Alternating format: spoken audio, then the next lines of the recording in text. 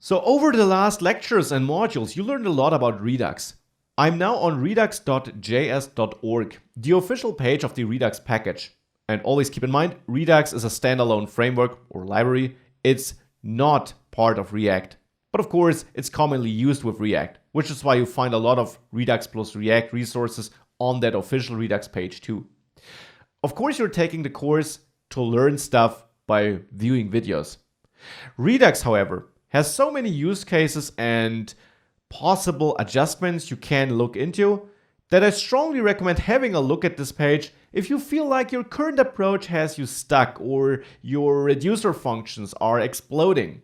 You can learn more about possible alternative practices and best practices here. Now, most of the content covered on this page has been covered in the basics and this advanced module though, so no need to dive right into it right now and go through all of that.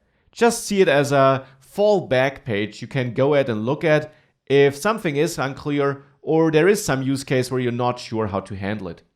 One especially useful resource I want to point you to though is the immutable update patterns article here under recipes on the Redux page.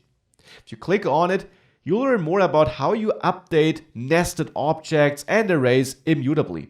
This can be tricky since you have to go down to all nested levels. If you have an object with an object with an object inside of it, and you want to change something in the deeply nested object, you have to clone all three first, as shown here, before you can actually update something immutably.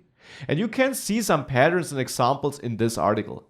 That might be a great help to make sure you're updating everything in the way you want to update it. With that, we covered a lot about Redux.